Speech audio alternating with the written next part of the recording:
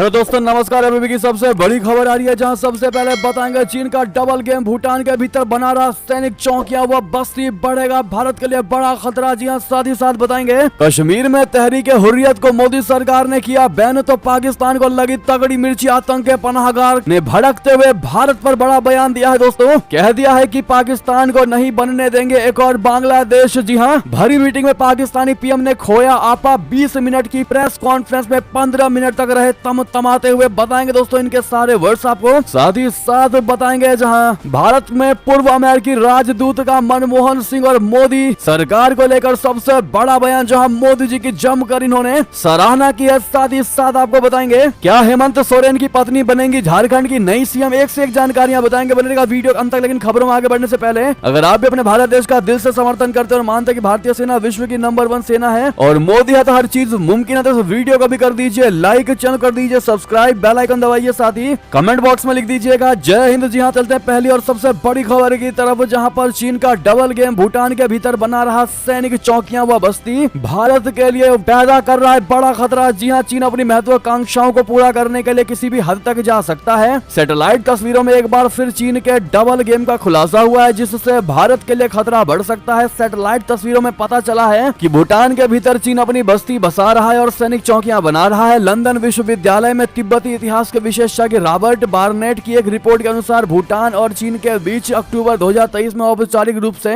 अपनी सीमाओं का सीमांकन करने के लिए हुई वार्ता, जिसमें भूटान ने बीजिंग को उत्तरी भूटान की जकार लुंग घाटी में अवैध निर्माण जारी रखने से नहीं रोका। ये इस तथ्य के बावजूद हो रहा है कि 1998 में चीन ने विवादित क्षेत्रों में यथास्थिति में बदलाव न करने के लिए भूटान के साथ एक औपचारिक समझौता किया था। दोस्तों, जकार लुंग भारत में अरुणाचल प्रदेश के साथ भूटान की पूर्वी सीमा से केवल 50 किलोमीटर ही दूर है। जकार लुंग भूटानी लोगों के लिए एक महत्वपूर्ण सांस्कृतिक और धार्मिक क्षेत्र बेयूल खेनपा जोंग से जुड़ा हुआ है। वास्तव में शाही भूटानी परिवार अपनी पैतृक विरासत बेयूल खेनपा जोंग से जोड़ता है। सीमा वार्ता के बाद सार्वजनिक डोमेन में उपलब्ध सैटेलाइट तस्वीरों ने पिछले 2 वर्षों में जकार लुंग में चीन की बढ़ी हुई उपस्थिति को दिखाया है। चीन भूटान की लगभग 764 वर्ग किलोमीटर भूमि पर अपना दावा करता है। मूल रूप से यह विवाद भारत और चीन के बीच सीमा वार्ता का हिस्सा था। चीन और भूटान के बीच सीधी बातचीत 1984 में शुरू हुई थी। जी हां दोस्तों, बहरहाल जिस प्रकार से चौकियां व बस्ती बना रहा है चाइना, भारत के लिए बहुत बड़ा खतरा पैदा हो सकता है। ऐसे में देखते हैं भारत की मोदी सरकार इस पर क्या एक्शन लेती है। साथ ही साथ अगली खबर की बात करें, जहां कश्मीर में तहरीके हुर्रियत को मोदी सरकार ने किया बैन, तो पाकिस्तान को लगी मिर्ची। भरी मीटिंग में पाकिस्तानी पीएम ने खोया आपा। 20 मिनट की प्रेस कॉन्फ्रेंस में 15 मिनट तक रहे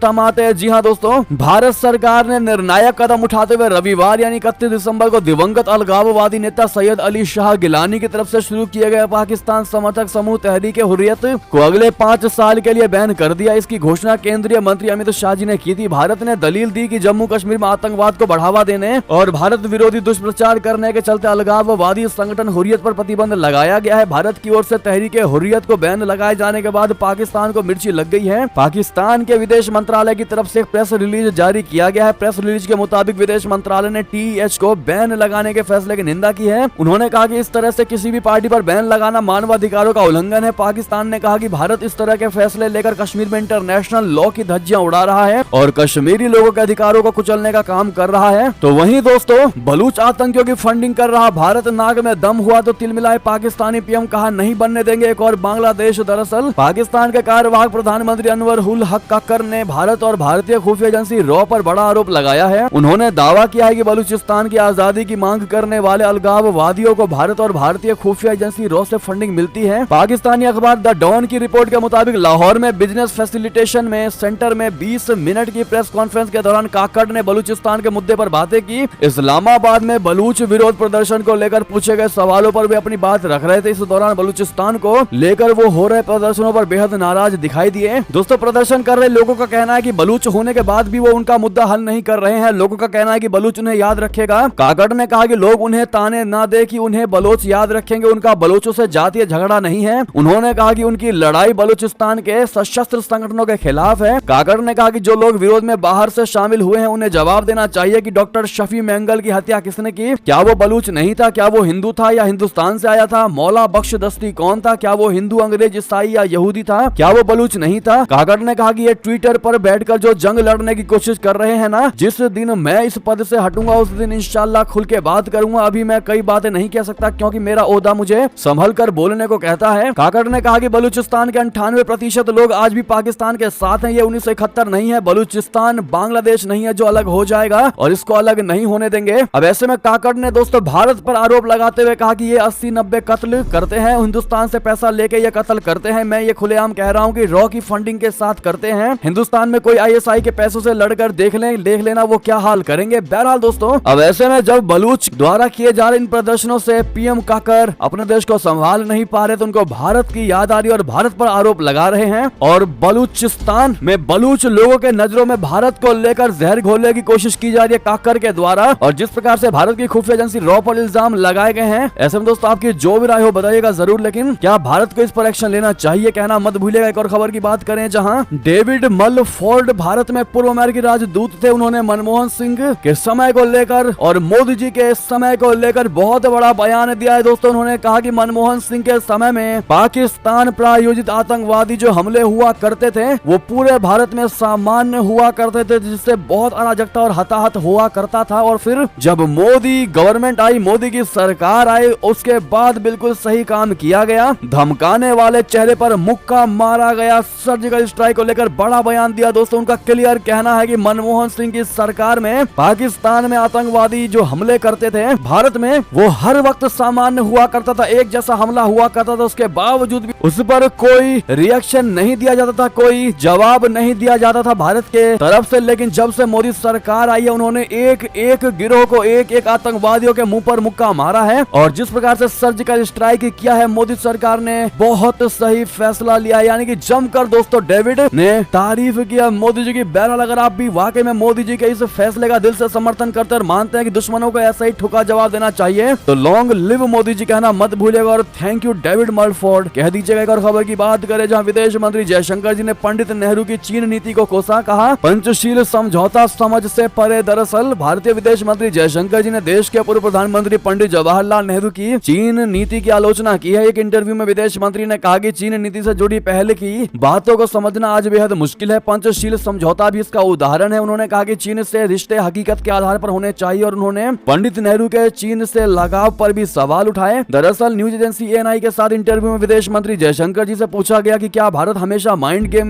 में चीन से हारा है। इस पर विदेश मंत्री ने कहा कि मुझे ऐसा नहीं लगता कि हम हमेशा हारे हैं, लेकिन पूर्व में ऐसी कई घटनाएं हुई हैं जिन्हें आज समझना बहुत मुश्किल है। पंचशील समझौता भी इसका एक उदाहरण है। हमें सदियों पुरानी सभ्यताएं हैं और हम एक दूसरे से रिश्ते आगे बढ़ाएं तो इस बात का भी ख्याल रखा जाना चाहिए। देश के पहले प्रधानमंत्री पंडित नेहरू की चीन नीति की आलोचना करते हुए विदेश मंत्री जयशंकर जी ने कहा कि उदाहरण के लिए संयुक्त राष्ट्र सुरक्षा परिषद में सीट को ही लें तो मैं ये नहीं कह रहा कि हमें उस वक्त सीट ले लेनी चाहिए थी, ये एक अलग बहस का विषय है। लेकिन ये कहना कि पहले चीन को ये सीट लेने दी जाए, चीन के हित पहले आना चाहिए, ये एक अजीब बयान था। बहरहाल दोस्तों जयशंकर जी ने जिस प्रकार से पंडित नेहरू की उस चीन नीति को कोसा है, दोस्तों आप क्या कहना चाहेंगे अपनी राय अवश्य दीजिएगा। एक और खबर की बात करें जहां बहुत बड़ी खबर, जापान के एयरपोर्ट पर 2 विमानों की बड़ी टक्कर, प्लेन में लगी भयानक आग, 379 यात्री थे सवार। जी हाँ, जापान के टोक्यो हानेडा हवाई अड्डे के रनवे पर मंगलवार को 2 विमानों की टक्कर के बाद प्लेन में भयानक आग लग गई। विमान में 379 यात्री सवार थे, सभी यात्रियों और चालक दल को बचा लिया गया है। जापानी न्यूज एजेंसी NHK के मुताबिक एयरपोर्ट पर लैंडिंग के वक्त 2 विमानों में टक्कर के बाद एक विमान रनवे पर ही धू कर जल गया। हवाई अड्डे के एक प्रवक्ता ने कहा कि घटना के बाद हानेडा ने सभी रनवे बंद कर दिए हैं। 2 विमानों में से एक विमान जापान एयरलाइंस का जबकि दूसरा विमान कोस्ट गार्ड का बताया जा रहा है। जी हाँ, आपको बता दें कि जितने भी उसमें चालक दल थे, जितने भी यात्री थे, सबको बचा लिया गया है। जी हाँ दोस्तों, अगली खबर की बात करें जहां राम मंदिर को लेकर पाकिस्तानियों के जहन में घुला जहर। जी हाँ, अयोध्या में राम का उद्घाटन 22 जनवरी 2024 को होने जा रहा है राम मंदिर का। इसको लेकर न सिर्फ भारत में चर्चा हो रही है बल्कि पूरी दुनिया में भी एक चर्चा का विषय बना हुआ है। हालांकि राम मंदिर के मुद्दे पर भारत के पड़ोसी मुल्क पाकिस्तान में रहने वालों के जहन में जहर घुला हुआ है। उन्हें ये बात हजम नहीं हो रही है कि भारत के अयोध्या में काफी संघर्ष के बाद राम मंदिर का सपना साकार होने जा रहा है। ऐसे में पाकिस्तानी यूट्यूबर ने पूछा कि अयोध्या में राम मंदिर का उद्घाटन होने जा रहा है, इस पर आप लोग क्या सोचते हैं। तो पाकिस्तानी अवाम ने कहा कि हमें इस बात का दुख है कि बाबरी मस्जिद को गिरा के मंदिर को बनाया गया है। हम चाहते हैं कि दुनिया में मौजूद सारे मुस्लिम देशों को इसके खिलाफ आवाज उठानी चाहिए। हालांकि एक और पाकिस्तानी शख्स ने कहा कि हमें तो ऐसे मुस्लिम देशों पर लानत भी है जो राम मंदिर का समर्थन कर रहे हैं। पाकिस्तान के लोगों को जब पता चला कि राम मंदिर के उद्घाटन के मौके पर कई मुस्लिम देश के प्रमुख भी शिरकत करने वाले हैं तो वो और ज्यादा भड़क गए। उन्होंने कहा कि यह इस्लाम धर्म के लिए शर्म की बात है कि मुस्लिम देश के मुखिया मंदिर के उद्घाटन पर जा रहे हैं। पाकिस्तानी अवाम ने कहा कि हमें राम मंदिर बनने की वजह से काफी दुख हो रहा है। बहरहाल दोस्तों, राम मंदिर को लेकर पाकिस्तानियों में एक रोष, एक जहर की भावना देखने को मिली है दोस्तों। लेकिन जब वहीं अयोध्या से कुछ दूरी पर सबसे बड़ी मस्जिद बनाई जा रही है उसको लेकर, तो उन्होंने एक बार भी नहीं कहा कि हम भारत की सराहना करते हैं, लेकिन मंदिर को लेकर जहर तुरंत घोल दिया इन्होंने। इस पर आपकी जो भी राय हो दोस्तों कमेंट में लिखकर अवश्य बताइएगा। लेकिन साथ ही साथ जय श्री राम कहना आप लोग मत भूलिएगा। एक और खबर की बात करें, अंतिम खबर की, जहां पर क्या हेमंत सोरेन की पत्नी बनेंगी झारखंड की नई चीफ मिनिस्टर। निशिकांत दुबे के ट्वीट ने बढ़ा दी हलचल। बता दें, झारखंड की राजनीति में तगड़ी हलचल देखने को मिल रही है। मुख्यमंत्री हेमंत सोरेन के इस्तीफे को लेकर भी चर्चाएं तेज हैं। इसी बीच